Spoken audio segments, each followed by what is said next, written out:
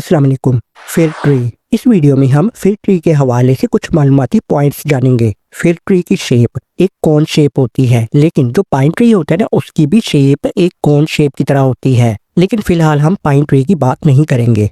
फिर tree evergreen होते हैं, मतलब ये हमेशा सरसब्ज रहते हैं। अब वो किस तरीके से, तो चलिए मैं जरा आपको बताता हूँ। असल में जो फिर ट्री होते हैं, इनके जो लीव्स होते हैं ये नीडल लाइक लीव्स होते हैं, मतलब सुई की तरह होते हैं, जो कि आप देख भी रहे हो।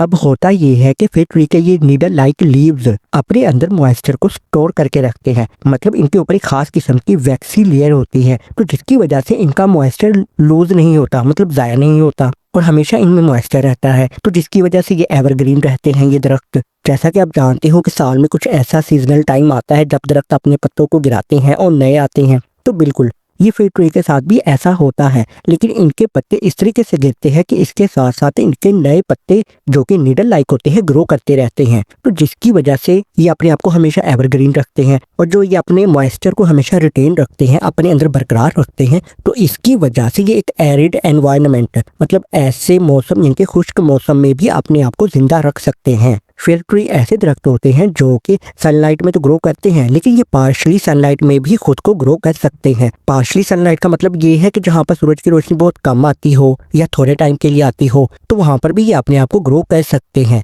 अब फिर ट्री वैसे भी कोल्ड रीजन में, यानी कि ठंडे बर्फीले इलाकों में खुद को ग्रो कर सकते हैं। इसको फिर ट्री तो बोला जाता है, लेकिन इसके साथ साथ इसको क्रिसमस ट्री भी बोला जाता है। वो इसलिए क्योंकि हजारों सालों से फिर ट्री को क्रिसमस पर सजावट के तौर पर इस्तेमाल किया जाता है, इसलिए इसको क्रिसमस ट्री भी बोला जाता है। फिर ट्री ऐसे दरख्त होते हैं जिनका लाइफ स्पैन अच्छा खासा होता है। इनका एवरेज लाइफ स्पैन 500 साल तक का हो सकता है, लेकिन ये 1000 साल तक भी जिंदा रह सकते हैं। फिर ट्री, इनकी हाइट की बात की जाए तो ये 10 मीटर से लेकर 80 मीटर तक ग्रो कर सकते हैं, या उससे भी ज्यादा। जैसा कि इस दुनिया में जंगलात की डिफोरेस्टेशन बहुत ज्यादा हो रही है, मतलब जंगलात को काटा जा रहा है, लेकिन इसके बावजूद फिर ट्री की पॉपुलेशन अभी भी स्टेबल है, और ये होनी भी चाहिए क्योंकि ये हमारे इकोसिस्टम के लिए अच्छा है। अब जैसा कि फिर ट्री को क्रिसमस पर डेकोरेशन के तौर पर इस्तेमाल किया जाता है, इसके अलावा फिर ट्री को कुछ और भी विंटर फेस्टिवल्स में इस्तेमाल किया जाता है। जैसा कि अगर बात करें रोमन्स की, तो वो भी इसको अपने एक खास फेस्टिवल पर फिर ट्री को डेकोरेट करते हैं, और ये फेस्टिवल है सैटर्नेलिया।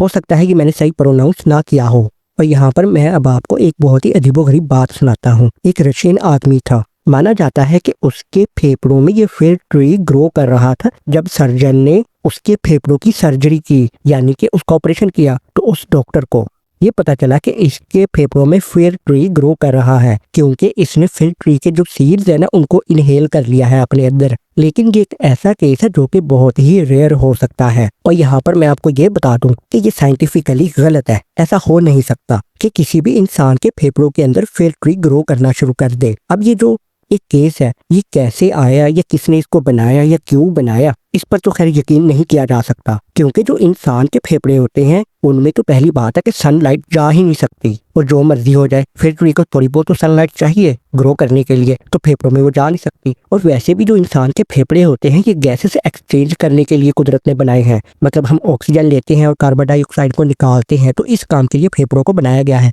ना कि उनमें पेड़ पौधे ग्रो करें। तो इसलिए ये केस ही गलत बनता है। लेकिन ये जरूर पॉसिबल हो सकता है कि कोई भी सीड्स अगर हम इनहेल कर लेते हैं अपने फेफड़ों में, तो उससे हमें इन्फेक्शन हो सकता है। ये कोई बड़ी बात नहीं है, इस तरह जरूर हो सकता है, इन्फेक्शन होने के चांसेस होते हैं, लेकिन पेड़ पौधों का फेफड़ों के अंदर ग्रो करना, इस पर यकीन नहीं किया जा सकता, और ये साइंटिफिकली दुरुस्त भी नहीं। फिर ट्री की तकरीबन 56 स्पीशीज पाई जाती हैं। अगर आसान तरीके से बताऊं तो 56 इकसाम पाई जाती हैं। जैसा कि फिर ट्री की काफी इकसाम पाई जाती हैं, तो जो बेल्सम फिर ट्री है, इसकी खास बात यह है कि ये सारी इकसाम में से सबसे स्लो ग्रो करता है डॉगलस फिर टावर। अब इसको डॉगलस फिर टावर क्यों बोला जाता है? असल बात यह है कि ये 300 फीट से भी ज्यादा ये ग्रो करता है फिर ट्री की इकसाम में से। लेकिन अभी मैंने बोला ना कि ये फिर ट्री की एक किस्म है, लेकिन ये ट्रू फिर ट्री की किस्म नहीं है, और ना ही पाइन ट्री की। डॉगलस को ट्रू फिर ट्री क्यों नहीं बोला जाता? वो इसलिए क्योंकि जो ट्रू फिर ट्री होते हैं उनकी जो कोन्स होती हैं वो अपराइट ऊपर की तरफ होती है, कैंडल की तरह ब्रांचेस के ऊपर, जैसा कि आप देख रहे हो।